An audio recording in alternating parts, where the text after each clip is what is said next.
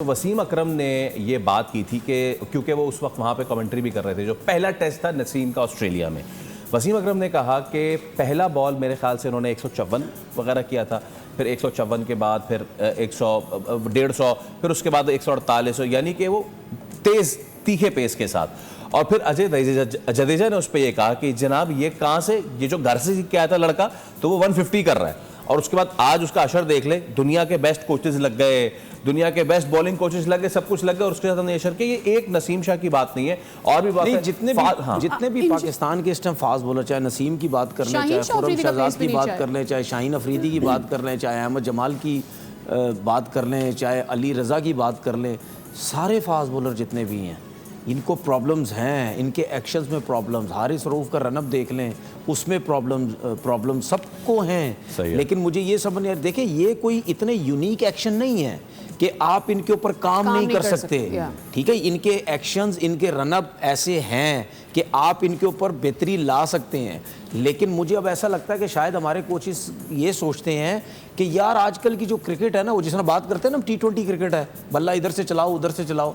आजकल हमारे कोचेस सोचते हैं कि यार जिस किस्म का भी फास्ट बॉलर आ जाए, जैसा भी एक्शन है, गेंद करनी आती है ना तुझे, बस कर दे, जगह पे कर दे, ठीक है, वैरायटी सीख ले थोड़ी सी, बस खत्म हो जाएगा। बाकी जो है वो एक्शन के ऊपर। आपने जो बात की ना, चाहे ताखीर से सही, लेकिन पाकिस्तान क्रिकेट बोर्ड ने इश्तिहार भी जारी किया जी कि अब स्पेशलिस्ट फिजियोथेरापिस्ट और स्पेशलिस्ट आपके जो manager coordination sports and exercise medicine junior sports doctor, ये तो बहुत पहले हो जाना चाहिए था। पहले कितना पहले? बहुत 10 साल पहले, 20 साल पहले जी।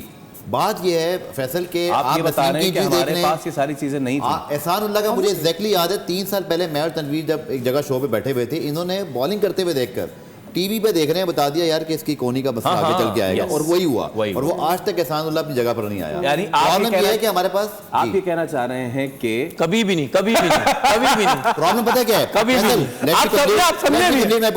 प्रॉब्लम ये है कि जो आपके फास्ट बॉलर थे ना, उनका टैलेंट इतना बुरा नहीं है, बट अब फास्ट बॉलिंग बहुत डिमांडिंग हो गई है। आपको T20 खेलनी है, लीग खेलनी है, हमने धड़ाधड़ एनओसीज भी दिए माजी में, जाओ इधर जाओ। हमारा प्लेयर न्यूयॉर्क में भी खेल रहा है, हमारा प्लेयर सीपीएल में भी खेल रहा है, MCL भी खेल रहा है।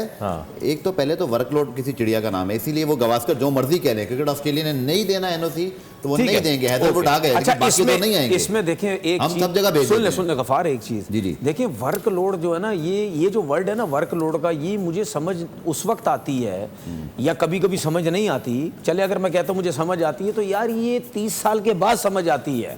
30 साल एज हो गई है, 30 साल के बाद आपको बड़ी फिटनेस चाहिए, बड़ी ट्रेनिंग चाहिए, जिम वर्क चाहिए, जो कि हमारे यहाँ पे नहीं है। बच्चों वाले वेट उठा रहे होते हैं, बच्चों वाले वेट उठा रहे होते हैं यहाँ पे हमारे फास्ट बॉलर। शाहीन जब T20 खेल रहे थे, Haris Rauf, Naseem Shah Bangladesh premier league world cup से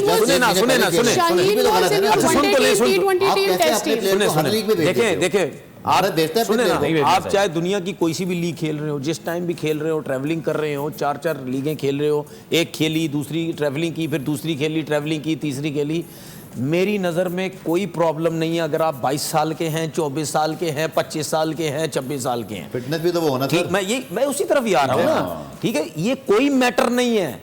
आप जितनी क्रिकेट खेल रहे हैं, आप उस हिसाब से अपनी ट्रेनिंग उस हिसाब से नहीं कर रहे।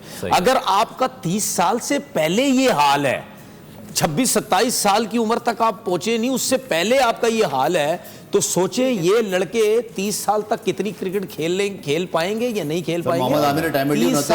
30 साल के बाद भाई आपको बहुत एफर्ट चाहिए होती है। बिल्कुल ठीक है, हम इस पे ना आगे चल के, क्योंकि हमने एक निकाली हुई चीज़ के फास्ट बॉलर्स जो पाकिस्तान के हैं, उन पे एक खुसूसी सेगमेंट तो करना है।